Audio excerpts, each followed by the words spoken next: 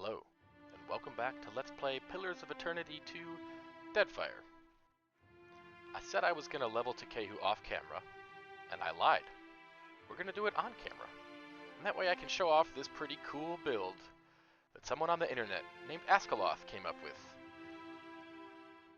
I've been Googling how to pronounce the name of this build, and I think it's Tāwhirimātea, the Maori god of storms. That's what Askaloth named the build, and the idea is that you are turning Tekēhu into a powerful magic user with lots of water and lightning, lots of spell casting. It's a really cool build. I love it. So I'm going to show it off to kick off this episode. For skills, Askaloth doesn't tell us anything, so we're just going to go with what makes sense with Tekēhu's personality. I think this guy obviously knows how to swim. He's got some athletics. Come on. I'm thinking history and religion makes sense. He's all about his mother, Ngati. He probably knows about the history of the Hwana. That makes enough sense to me. We'll go with that. At power level 1, following Askaloth's guidance, the thunder rolled like waves on the Black Seas. Welcome to the Chanter's ability tree, by the way. All their abilities are named after songs that they know. So a chanter is a bard. I think they're pretty cool. We're going to have by the time we're done, we'll have two half chanters in our party, two multi-classed characters who are a chanter in part. Alright. What else is Tekēhu good at? Some history. That seems fine. I think this guy probably likes drugs. Alchemy. Neat. One ability for one class. We will pick a druid ability. Nature's Mark is just fine. It's like Fairy Fire. A few more skills. More athletics. Sure. I think he's got some outdoorsy survival skills. Alright, power level 2. One important one. If we can find it. It's tricky. He's a chanter first and a druid second, but Askaloth lists it druid first, chanter second, and that just that throws me off. At the sound of his voice, the killers froze stiff, paralyzes enemies in the area of effect. Nice crowd control. And for healing, the moon's light. So this build, when it's really cooking, he's great at dealing damage, and he's great at keeping your party alive. We're gonna give him poleaxe for his weapon proficiency.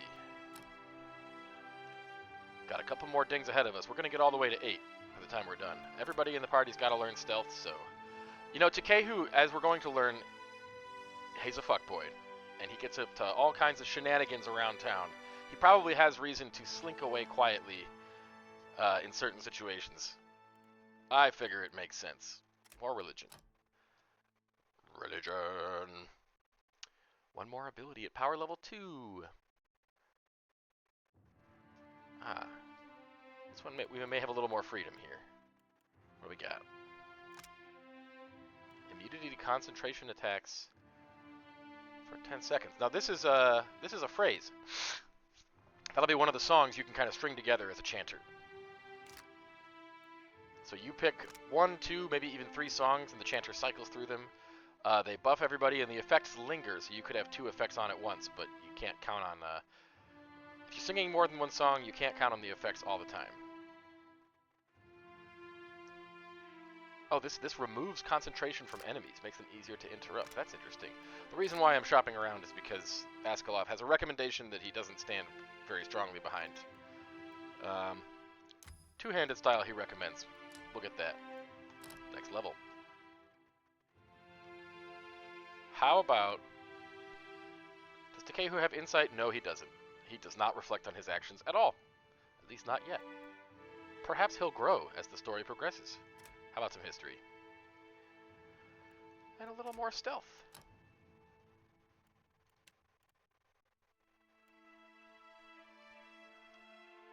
So we could get woodskin.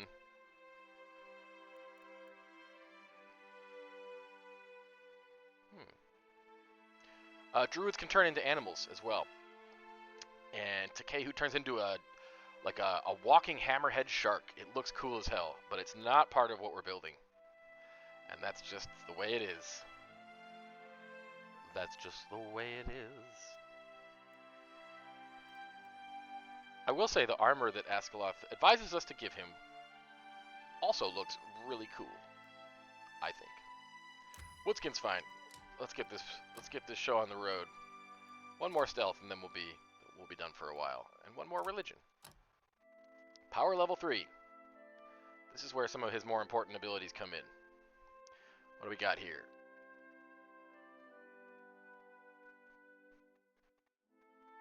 Great Amira, let her wrath be shown is what we get automatically. This one's important though. This is you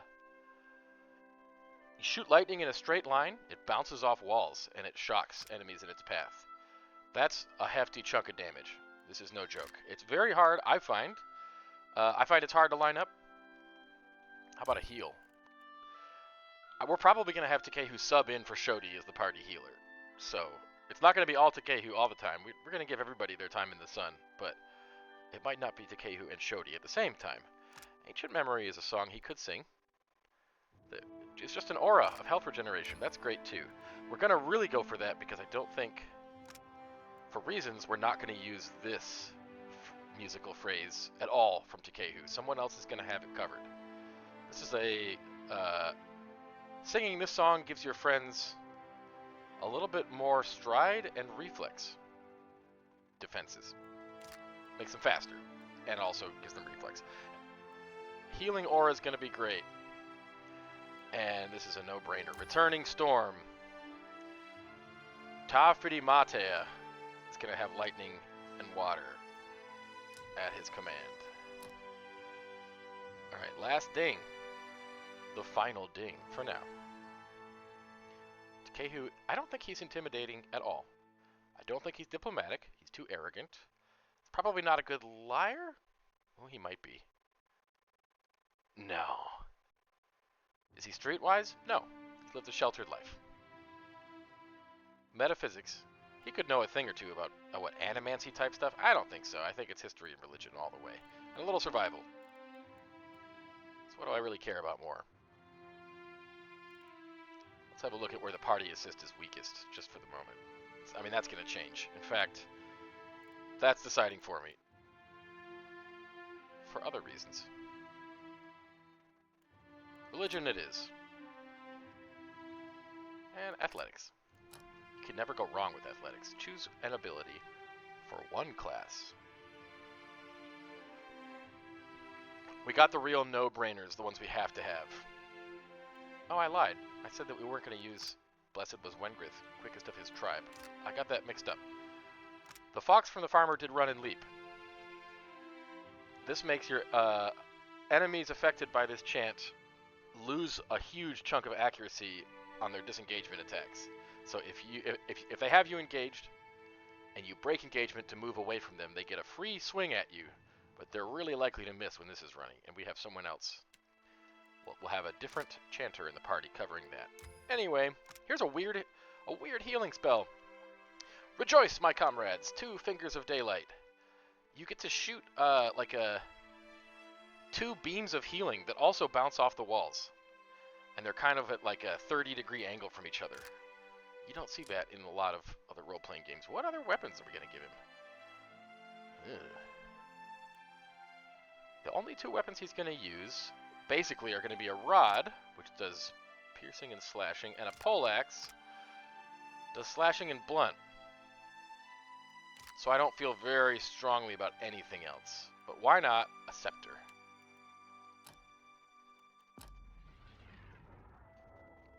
Cool. Let's get Tekēhu some swag. How about Lord Darren's Vulge? He's going to use that all game long. In fact, this particular weapon, we haven't looked much at it. I don't know if I've even mentioned this on camera. We got this off camera. I knew exactly where to go to get it. You get it out at sea. There's a little, there's a sea shanty, which I'm not going to sing. But if you want to look it up, you can. This is the type of weapon that binds to a character. It binds to a barbarian or a druid or a fighter. And Tekēhu's a druid. He's going to bind it to his soul. Hooray! Once he does 250 shock damage, this weapon will upgrade. and then he'll get the next task.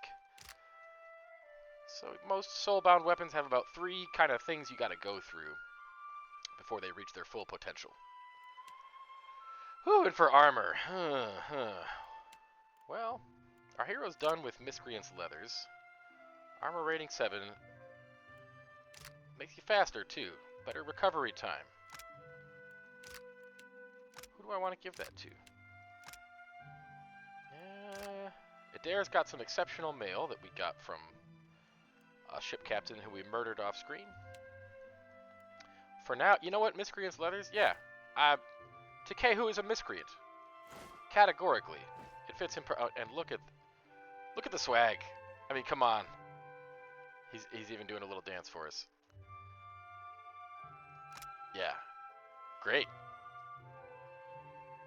He's not going to be a very tough cookie, but that's okay. He never is, I find. It doesn't even matter when you put him in some really swanky armor. We are going to do 1 or 2 things here in the Water Shapers Guild.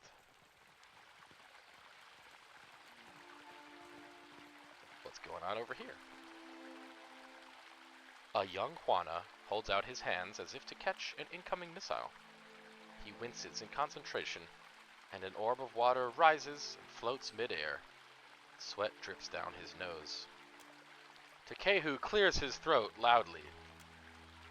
The Juana man flinches, and in that instant the water loses all shape and splashes on the floor. Crestfallen, he sighs and drops his stance. Damn it, Tekēhu, why? I almost had it that time. Not even close. If you want to achieve the second form, you will need to loosen that posture. Spending a day submerged in the bathhouse always helped me. Did you need something? You seem to be having trouble. I can feel the connection to Andra just like Myru taught me. But there's something missing. Maybe it's my form. Tekēhu, any advice? Remain loose, but not too loose. Confine yourself, but spread out at all times. Ah, sounds like yoga. Like this? Warua shuffles his feet apart and squeezes his shoulders together, looking to Tekēhu for approval. Perfect. Keep at it and you'll be teaching me the fourth form in no time. He claps Warua on the shoulder, upsetting his stance. Suppose I'll give anything a try. Tekēhu's kind of an asshole, if I'm being honest. Let's talk to the guildmaster. You have questions for me. Speak up, I say. Tell me about your guild. Ikira, my pleasure. Water shaping is a talent bestowed on the Juana by the goddess Ngati. Hariki was the first in recent memory to organize the talent into a series of teachable forms. What else would you like to know? Where do the water shapers get their power from? Our art is the yield of the Juana's ancient covenant with the goddess. Our ancestors pledged to protect the luminous Adra, the islands, and the tribes. Ngati gifted us with the strength to keep our promise. What do water shapers do exactly? We control tides, prevent storm damage, and keep unwelcome ships at bay. Of course, you already know Tekēhu, our prized pupil. Your favorite. We represent the best of Juana achievement, no small responsibility. Let's go back to my other questions. Ikira, speak freely. I don't have any more. Goodbye.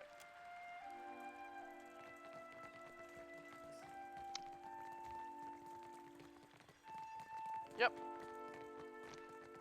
You never know. You never know what's gonna happen. You gotta take every opportunity you can to talk to characters. All right. Enough procrastination. I think it's time to go see the Queen.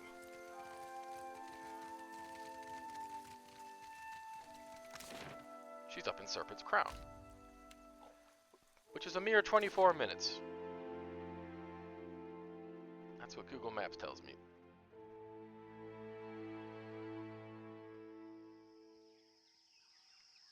Welcome to Serpent's Crown. My friend, you hide your face in a book while the beauty of the Deadfire passes you by. A readied mind will be far more useful the next time we face dragons, cultists, or vampires. You are ready to face death. What of life, I say? If you'd never experienced the pleasure in a good book, more's the pity. I think Aloth got him there. Anyway, welcome to Serpent's Crown. It's Tekēhu. Hi, Tekēhu. You return. What say, friend? Nothing. When next we meet, maybe I'll have a book for you. A tablet, even. Hello. If you come to do business, outsider, you are late. I sure am. Your people are already inside, speaking with the Queen. Yes. Yep, my people. I guess I'd better hurry. They are in the throne room, through the door behind me. If you should lose your way, follow the shouting.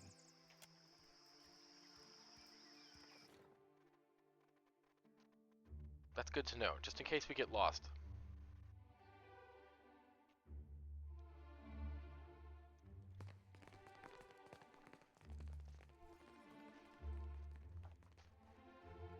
And there she is, Queen Onekaza II, holding an audience with the two trading companies.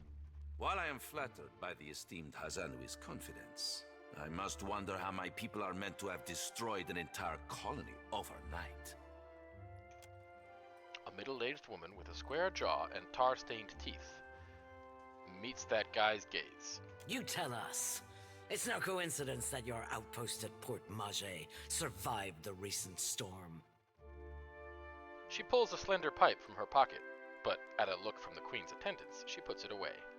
You speak as if I could command the tides. While you are casting your blame in a wide net, why not look to our Kahanga allies? We do not share their talent for shaping water. Whoa. A sizable Almawa standing by the throne takes a bold step forward and flares his nostrils at the assembled dignitaries. A hush falls over the room. I say our guest forgets himself. Brother, stand down. Up to this point, the Queen has studied the proceedings with an even expression. She half rises from her throne as she fixates on Prince Aruihi. You are the one who mistakes my throne room for a sparring arena. I say this is beneath us. An interesting visitor in difficult times. You cannot be here to deliver a favorable omen. Although her mouth doesn't move, Onekaza's voice comes to you like an insistent memory nestled among your surface thoughts. We'll nod, quietly. Allow me to apologize as I toss you before the wolves. Uh-oh. This one is a watcher blessed by Tangaloa. I suspect that many of our questions about Hasongo will soon be answered. The damage to your colonies was the work of the gods! Courtiers cast anxious and amused glances from you to the Queen upon her throne. Nero seems especially confused. That'll be the Valiant Count guy. Hazanui Karu, however, regards you with a cold appraisal. I know this one. His parlor tricks frightened 10 years of every sailor in Queen's birth. You flatter me, sir. Raising her hand for silence, Onekaza looks to her brother. He approaches, and they exchange a few words too quietly to hear. She lifts her gaze to you once more. We assembled to discuss the darkening of Hasongo, one of Rawatai's colonies. Watcher, it seems you have the floor. We must do something before Aethys tramples yet another settlement. What sailor's tale is this? If I haven't said so yet, this is Hazanui Karu. She's the leader of the Royal Deadfire Company Rawataian expedition, whatever. There's no sane explanation for what's been happening. You keep waiting for one, it'll be too late. Does tilling the soils of the Eastern Reach drive all men mad? You sound as crazy as the Dawnstar Dreamers. Have you not heard the rumors, Karu? An Adra Colossus marching across the sea. Sailor tales, but credible ones. Ganta Nichese. I'm acquainted with the Watcher of Cadnua from my assignments in Defiance Bay and Twin Elms. There she is, Pallegina the bird person. Diverus? It explains the colorful nature of your reports. I have seen things with him that are not even told in the most outlandish of sailors' tales. And I'm supposed to take 2 Valians at their word. Wow, racist. Actually, there's 3 of us. How came a watcher from half the world away to be involved in these happenings? Enlighten the court. Everyone is in danger while Aethys walks. I must do something. Silence descends on the hall. Courtiers and delegates eye one another, seemingly gauging which of them will be the first to laugh. A stern look from Queen Onekaza turns every questioning glance to stone. Tracking down a god who stands as tall as a mountain, a fisherman with poor eyesight could do this. My priests will trip over their feet to interpret his divine plan.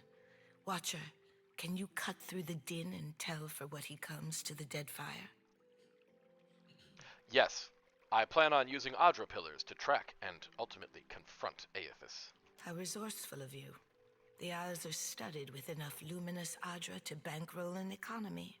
She turns a quiet glance in Nero's direction. I believe our course is clear. We will send the Watcher to Hisongo. Onekaza spreads her hands, calmly assured of her reasoning. Set sail to the west of Nekataka. I would tell you to keep a weather eye out for a lighthouse, but the God of Light did not appreciate competition. Ahaha. Something to add, Hazanui? You have an eager look about you. She believes herself entitled to my ear, I say. Only that Hisongo is a Rauatayan outpost. It would be useful for the Watcher to take one of ours along. Ma'am. A composed Almawa stands at attention, her furrowed brow cleaving down otherwise warm features. By her feet, a colorful bird preens itself without concern. Maia's an expert sailor and a better sharpshooter. The best the Brass Citadel has to offer. Whatever comes your way, she'll see it first. If it gets me and Ashiza out of diplomat duty, we'd set sail with a drunk scolder at the helm. And shut us out entirely? We have every right to know of any hazards in these waters. Pallegina, go with the Watcher. See that the Republics are served in this investigation. Ah, Your Excellency. Hamed Kong Swalias. Pallegina's golden eyes flash in your direction, but her face betrays no hint of emotion. That will be enough parading of champions for now. I'm certain that our guest knows how to assemble a crew. I sure do, and that's why I'm going to take both of them. I need all the help I can get. Akira, if you can stand the chattering of unlike minds on your ship, I sure can. that is your prerogative. Onekaza blinks with amusement as she takes note of the look that Maia and Pallegina exchange. Good thing I'm already accustomed to cramped quarters and temperamental birds. Ooh. We both have our orders. I have no interest in interfering with you as long as you do not interfere with me. I believe we are finished here. Aruihi? Queen Onekaza rises from her throne and the surrounding guards stand at immediate attention. Aren't we popular? Uh-huh. Take care at Hisongo. The Deadfire was overfull before Aethys blundered in. And take care with your trading company spies. I say it is beyond time our guests lick their wounds somewhere else. There you have it. We've met the Queen. We met the Prince. We've recruited 2 characters. The first of whom is Maia. What to say about Maia? If you've ever met, like a, what's the term I'm looking for? Like a lady army brat from, you know, we'll leave it there. That's Maia. We're gonna roll her as a scout. You don't need a fancy build for Maia to absolutely kick ass. She will rip the bad guys to shreds with her arquebus from a distance. Probably she'll be leading the party in DPS. And then there's Pallegina. I'm afraid I forgot to replace Pallegina's portrait. This one's fine. Her portrait in the first game is wicked sick. It's so fucking cool. So between this and the next episode, we are gonna bring back cool Pallegina. She looks like she's in a propaganda poster. Like, you know, 3/4 profile looking up. You can imagine like sun rays coming out of her head. Like it's pretty cool. And we have yet another build from Askaloth, cleverly making use of this time the Italian language. So you know, with Tekēhu, he's got a build that borrows from Maori culture. Very cool. With Pallegina, it's Tuono e Fulmine, thunder and lightning. She's also gonna have some lightning, I guess, figuratively speaking, not so much literally. But she's also gonna be a bard and a paladin, like me. We're gonna make space for both of these kick-ass ladies. Our party's kind of a sausage fest. We gotta fix that. Who am I getting rid of? What are we doing next? I don't know. I think go with my gut. Goodbye, Seraphim. Goodbye, Aloth. Just for now. We'll keep Adair because he's kind of our right hand. You know, need him around. Tekēhu obviously needs to get some action. Welcome, Pallegina and Maia. Watcher, while we have the chance. Oh, Prince Aruihi wishes to speak with me.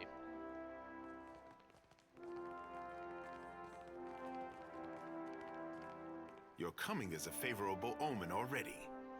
You don't need to tell me. Akira, this is the confidence my people need. You happen by a time when our rivals bicker and tear at each other's throats. Bringing Ngati's chosen on your trek up the mountain. Referring to Tekēhu. It does not take a priest to see how the gods send us an outsider to dig under the skin of our enemies. Well, you never know. I could be a bad omen. Bad to outsiders, I say. Anyone who can empty this hall of dignitaries is a friend to the Juana. I will not paddle around the island. My sister wants to know if you are as useful as you are disruptive. She trusts me to judge this. You did not come this far to serve the crown, I say. But sailing is an expensive hobby.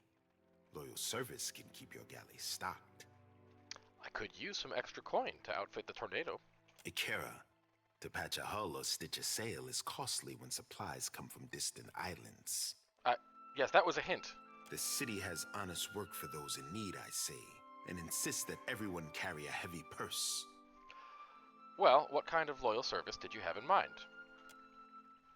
Though he had not been paying attention up to this point, Tekēhu rouses from distraction and blinks at you.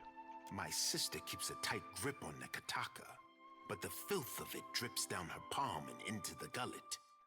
Poetic. Under our noses, I say, do foreigners smuggle contraband and pay the Rapau for their silence. Take this if you need proof. He tosses you a silver medallion inscribed with Valian honorifics. Oh, what's this? As a Valian with knowledge of history, it appears to me this is a Valian envoy medallion. The Republics reward these for exemplary service. Akira, you are sharper than my guards for knowing this, I say. That's why they pay me the big bucks. An envoy ship sank a day's voyage out of Nekataka. He wore that on his breast. Intriguing. My guards recovered it in a raid of the gullet. This confirms my suspicion. Nekataka has a pirate problem. Smugglers and thieves cluster like rats in Delver's Row, a growth in the bowels of our city. Ooh, hate to have a growth in the bowels. I want someone to peddle the medallion to the black market, earn the trust of these pirates, and learn how supplies come into my city. Why do you need a watcher for inspection duty? It must take keen senses to peer through the veil. Others will miss the details that stand out to you, I'm thinking. Fair enough. To what end should I do these things? It will depend on what you find, I say. Also fair. My street smarts tell me he's telling the truth, but there's something more to it all the same, and he doesn't trust his face not to betray it. Onekaza leaves this for me to handle. While she worries about the manor, I tidy up the basement. That's grand. Now tell me what you're holding back. I say nothing gets past you. Is there any question why I want you for the job? If we dealt only in pirates, then I would put a trusted agent in rags and send him down hiding in a food wagon. But Akira, I have reason to suspect our problem goes deeper than we know. For this, I want an expert. Plus, I don't think you want anybody in those food wagons. Naturally, you will want to take Ngati's chosen with you. Oh, we will. Me? For what does the lower city need an artist? You mistake me, I say. I send you because of the missive you delivered to my sister. He raises his brow as a silent understanding passes between them. Akira, I did not realize. So, is anybody gonna clue me in? Better if we discuss it on our way down the mountain. Tekēhu turns to Aruihi, who nods in agreement. Be on your guard in the gullet. I fear the caverns run deeper than even Ngati could guess. Intriguing! We have a quest from the prince himself. Go into the slums. Down in the gullet. But first, we're going to slowly RP walk all the way around the palace. What a treat! There's so much to do, so much to see.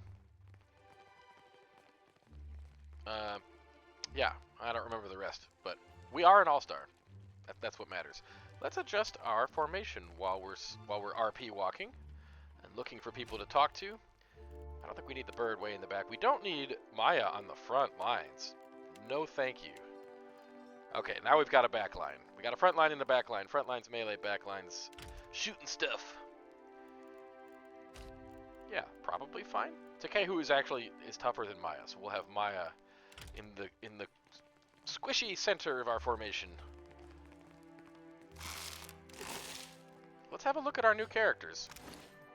I might level them up a bit on screen, and then future dings will be off screen, but I want to give you a taste of, you know, what we're going for. Maia, we are not going to have to think hard. She shoots stuff.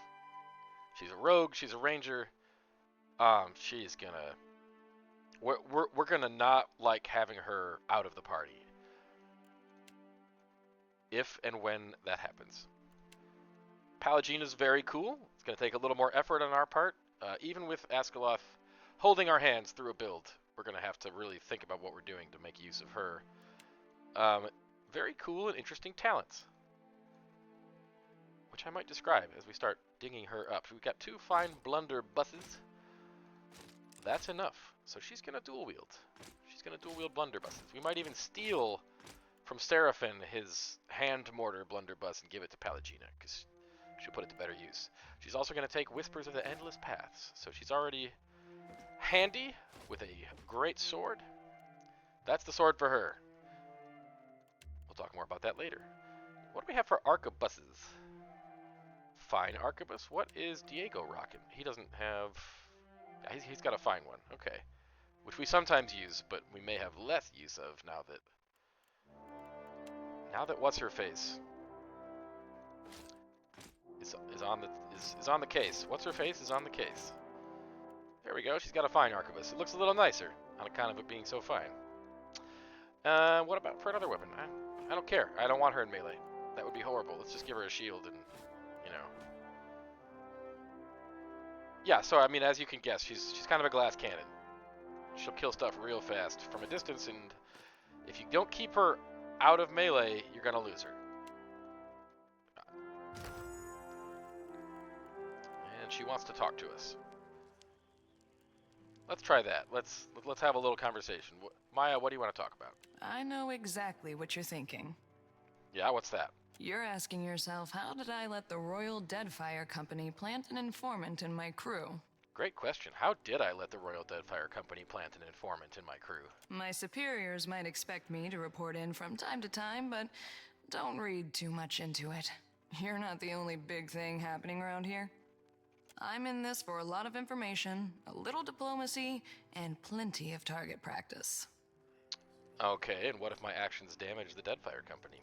This whole campaign is a risk-benefit analysis. The Navy knows you're a gamble, and they're factoring in all potential losses. Rawatai is here to do some good work, since the Huana can't seem to do it themselves. Maybe just try and stay out of our way. Okay, fuck you. When you're on my ship, I'm the captain. Don't you forget it. A little early to throw your weight around, but I'll allow it. Oh, guess you ought to meet the bird. Ishi is smarter than he looks, but don't expect him to do any tricks. Ishi, come. Maia taps her arm with 2 fingers and clicks her tongue again. That's a good-looking bird. Adair likes the bird. Hey, birdie. Hey, birdie. Ishiza simply claws at the ground and investigates some bugs a few graceful hops away. Insightfully, I'll click my tongue like Maia. Cocking his head, Ishiza turns to you with a mixture of curiosity and skepticism. Takes practice before he'll listen to you properly, but that's a good start. Adair nods at Ishiza, who bobs his head in response. Adair nods twice, and the large bird replies with 2 head bobs. Adair begins tilting his head up and down, and Ishiza follows it with vigorous, full-body bobs. Encouraged, Adair starts bouncing his own body up and down, at which point Ishiza stops bouncing and watches Adair with cockeyed curiosity. Did your friend suffer a head wound? More than one. Before we get into deeper waters, I've got a question. Uh-huh. You've got a ship and a title. Being captain means more than just wearing a big hat. A lot of tough calls to be made. But I still get the big hat, right? Well, naturally. That's your right. A crew can be like family. They can also be like a nest of squalling infants. Yes, the chattering of unlike minds, as the Queen so artfully put it. Let's say your galley cook was fixing to organize the rest of the crew into a mutiny. How would you handle it? I'd kill her. Set an example for the rest. Terror is a kind of loyalty, as my first captain always said. Of course, the only right answer is the one that works in a given time and place. I just wanted to hear yours. Yeah, what's your answer, Maia? Ask me again when I'm wearing the big hat. That'll be a different Maia. But enough about me. Glad to be aboard, Captain. Let's be off. So that's Maia.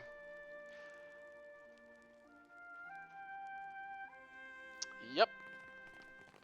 You hate to play with her, you hate to play without her. Que? Pallegina hasn't asked us to talk, but hey, we've been through a lot together since the first game.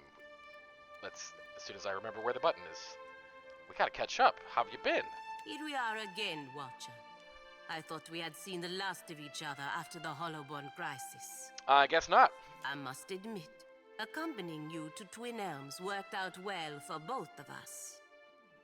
She gives you a rare smile and adjusts the red sash around her breastplate. That's how you know that she's kind of a big cheese now. After a moment, she glances off into the middle distance and the smile fades with a tick of doubt. Very well indeed. I'm glad to have you at my side again. Belfetto. You only have to ask. Pallegina, tell me more about what happened after we defeated Theos. What have you been up to? After we parted ways, I returned to the Republics and reported to the Duke's Bells. The trade agreement we brokered with the Anamenfath was quite lucrative for the Republics. The Deerwood was still recovering from Waidwin's legacy and was in no position to compete. And that's why she got the big promotion. The Duke's Bells was so pleased with my performance that I was made the personal guard of the Duquess Spirento. Okay, I guess I didn't need to explain that. Spirento is the most beautiful of all the Republics. And though I should not admit this, I cherish the Duquess above all other Duke's Bells. Interesting. Man, I can't believe I just mansplained Pallegina. Still, our profit came at the expense of the Deerwood. The fruit of victory was not so sweet knowing that the Deerwood suffered because of my actions. Okay, well, what's your opinion on what's happening here with Aethys? Whatever they are up to cannot be good for any of us. No? At their best, the gods are powerful children. At worst, they are little more than mad beasts taking out their anger on our world. I have little interest in distinguishing which type Aethys is. She waves the back of her hand up and up, dismissing the thought.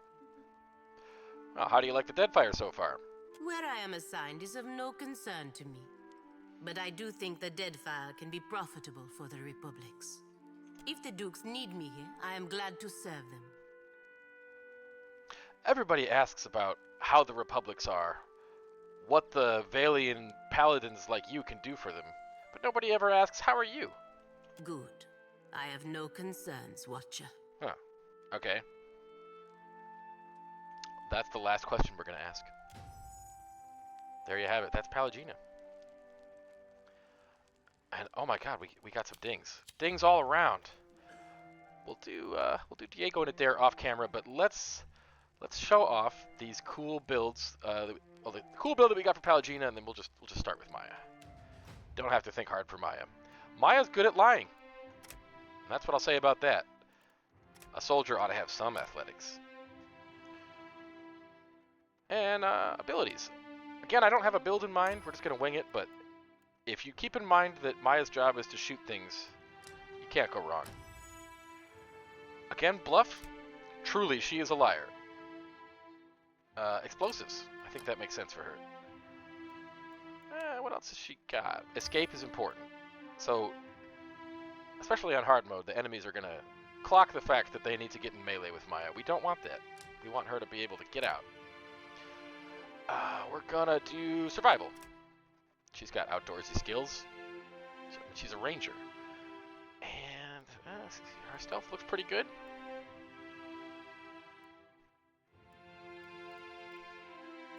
Yeah, I don't know. Explosives. She's a soldier. So many options for a ranger who uses a rifle. I'm sorry, an arquebus. It's probably not rifled. I don't know if they've invented that yet. Gunner's fine. Blinding shot, can't go wrong there. What else we got? Hits to crits from dirty fighting. Two-handed style is a no-brainer. Let's start with that. I'm sure she'll get blinding shot. She can use an arquebus. That's cool. I don't know if I love it from a role-playing perspective, but all the firearms in the game do piercing damage. The crossbows, what do? Piercing. Hunting bow at least does slashing, and a war bow does slashing somehow. Seems like they should be piercing too. The point is she needs blunt from range, so we're going to get Scepter. There's simply no reason why you have to be a magic user to use these magical implements. So, at least as far as I know. If there is a reason, then we've wasted our weapon proficiency, but that's fine. Yeah, survival makes sense. You know what? Bluff. Athletics. Cool. Marksman. Increases the character's accuracy with ranged weapons used on targets farther than 4 meters away. That's going to be almost all the time. Great. A little survival. A little more stealth? Sure. She'll be sneaky. Shot on the run. The recovery penalty while moving is reduced for ranged weapons. I'm not 100% clear on how that works, but it's probably going to be great for a character whose job is to shoot. And survival? Survival. And athletics. Alright. New power level unlocked. Gosh, maybe we won't get Blinding Strike. I don't know. Evasive roll is good. That's kind of similar to Escape. It does give her +5 dex. And when we upgrade it, she gets a free shot out of it. So that's nice. As a rogue, yeah, maybe Blinding Strike might take a minute, or we might never get it. Finishing blow is awesome. I think we've already seen that from our many rogues in the party. But you do more damage based on how much health the enemy's lost with that one.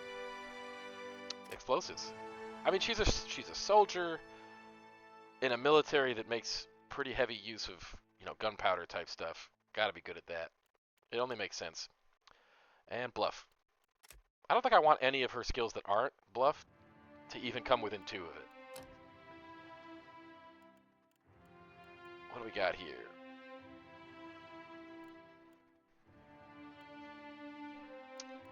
We may have exhausted all the cool stuff as a ranger. We're not going to make her animal companion be... we're not going to make it matter. Ishiza's a bird. That's all Ishiza's got to do. We could upgrade Wounding Shot. That's like a damage over time. Yeah, more accuracy or hobble the target. She's already got Crippling Strike as a rogue. But of course, Strike the Bell is another must-have as a rogue. And how about some kind of... What do we got here? Large shield. The wall. Take careful position behind the large shield, significantly reducing incoming ranged weapon damage. As well, yeah, I don't care about that.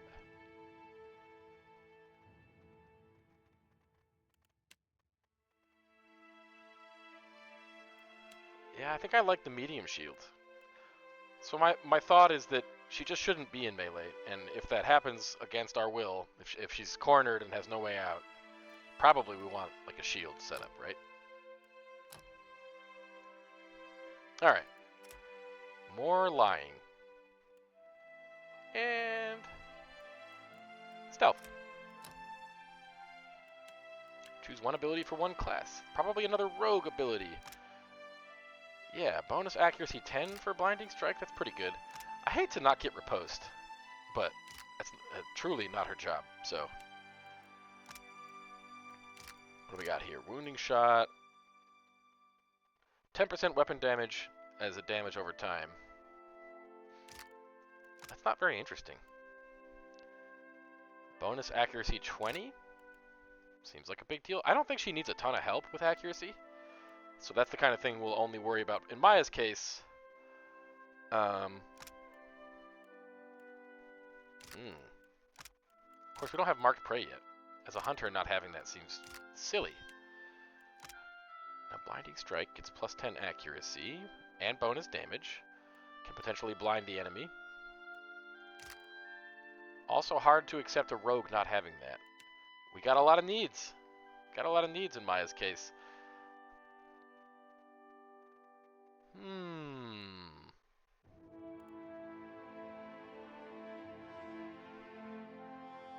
Many questions. There's also this protective companion means Ishiza will be able to engage enemies, and that'll kind of be another way to dog them before they get to our back line. But the big benefit would be the plus 10 accuracy. You've got lots of ways to raise the accuracy here.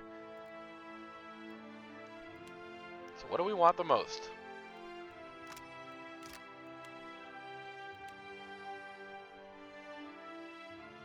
I think we want Blinding Strike. What's that? Let's see. Strike the Bell has bonus penetration.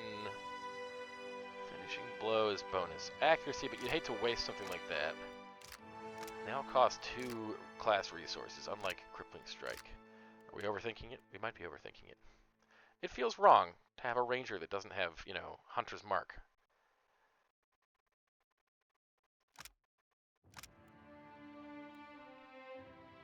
Because once it's upgraded, it's basically just plus 10 accuracy all the time.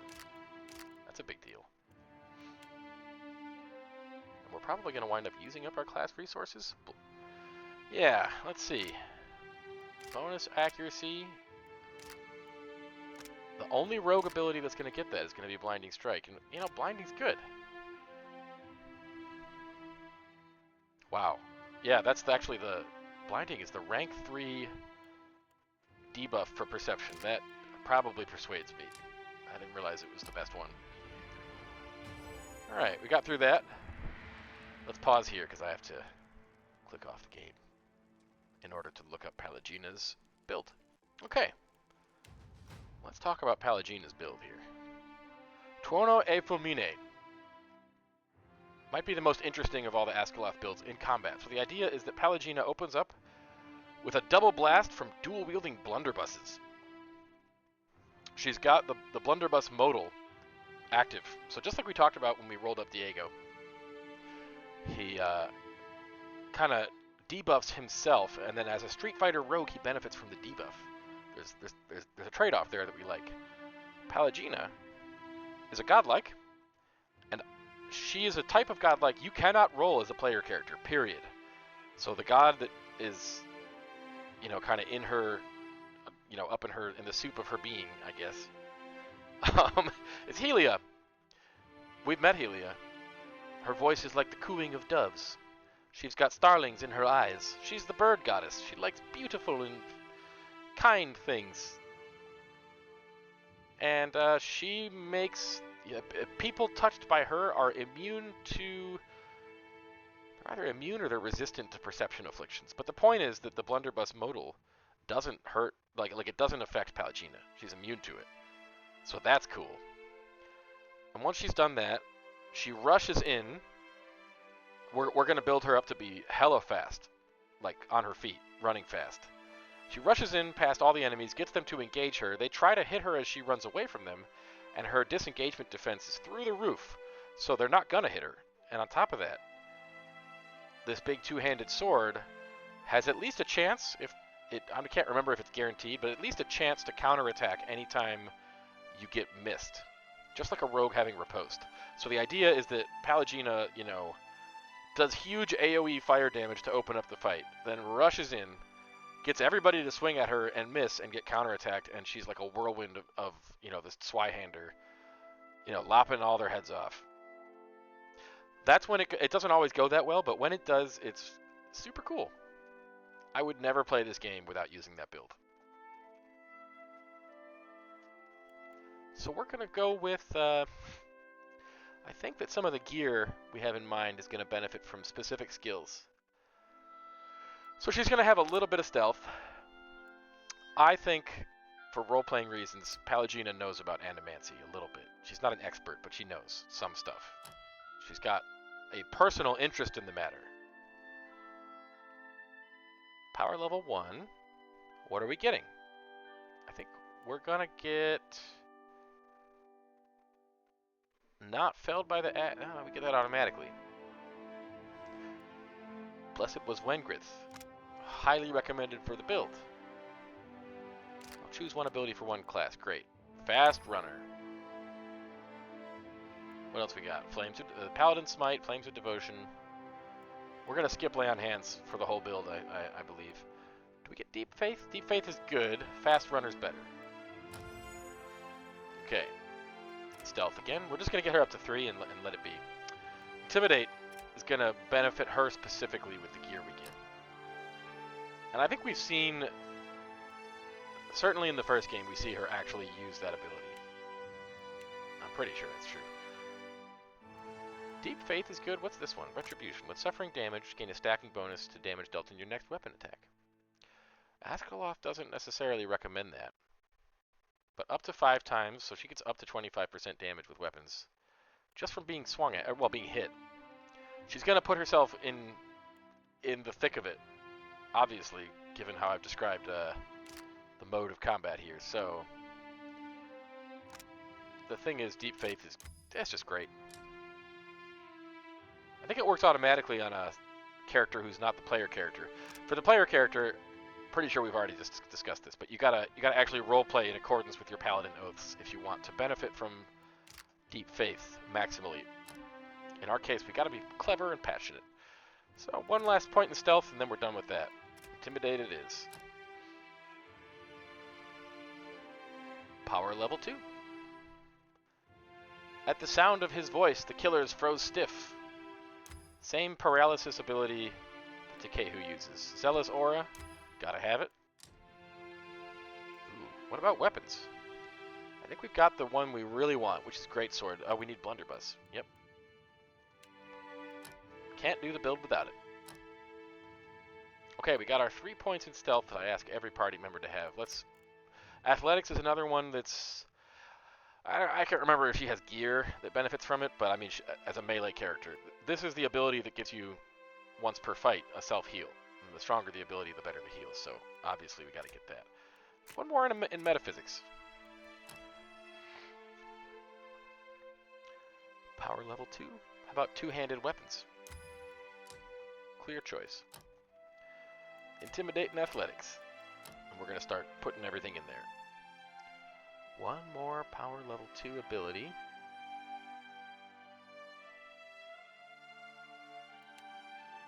What's Divine Purpose? Let's find that one. Oh, yeah, that's not bad. Gain defense against Resolve, Might, and Dex afflictions. We don't want her to be slowed down or stopped from running. Alright. Intimidate? Athletics?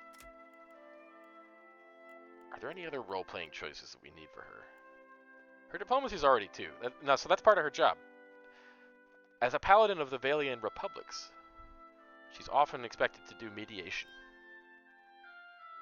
Lying, not so much. I'm surprised she even has one. That's just not, it's not Pallegina. Yeah, sure, she knows about history. The thing is, intimidates in the meta with the gear we're going to give her. Excuse me. Okay, now, power level 3. We're getting into the core of the build. The fox from the farmer did run and leap. As I said, she's going to go trigger what we would call in Dungeons & Dragons attacks of opportunity. The fox from the farmer makes the enemies inaccurate with disengagement attacks. So she's going to sing that all the time. As a bard. As a pally. What do we got here? Eternal Devotion? Actually strongly recommended by Askelaff. Now we have a mod that adds something for Pallegina. Viello Vidorio.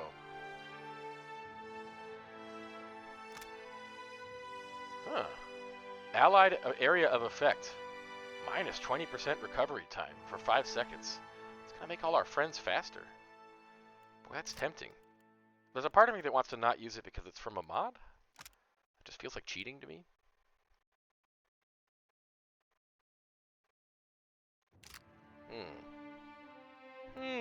Yep. That's going to be my... I'm just not going to get it because it's from a mod. A lot of the other mods that I was seeing just looked like they make your character stronger with no trade-off. So, cheating. And I just don't trust that one to be balanced. That's my answer. Athletics again? Yeah. And then we're almost done dinging. Glorious Beacon. Blinds enemies within... I don't know. Oh, within melee range, basically. I think you can upgrade it too and make it pretty snazzy. What do we want? Greatsword, slashing or piercing, but no blunt. Gotta have some blunt damage. Morning Star it is. When we really need it. Oh my god, level 9. Okay, just kidding. Intimidate Athletics. That's just fine by me. What else should she have? From Paladin side, Aegis of Loyalty. If your friends are charmed, confused, or dominated, meaning they're sort of subjected to enemy mind control, you can hit them as a paladin and cure them if you don't kill them. Never hurts to have somebody in the party who can do that. Alright. We spent quite a bit of this episode dinging up. But I wanted to show you how the builds work. When next we meet, we're going to wander around the palace. We're going to find some cool guys to talk to. Very cool guys. In fact, I think here's one of them, Granus Yergar. The coolest of guys. And I guess we'll do some more stuff around Neketaka. We'll run around the city. We're going to spend quite a bit of time in this big city. But more on that next time. As always, thanks for watching, and we'll see you there.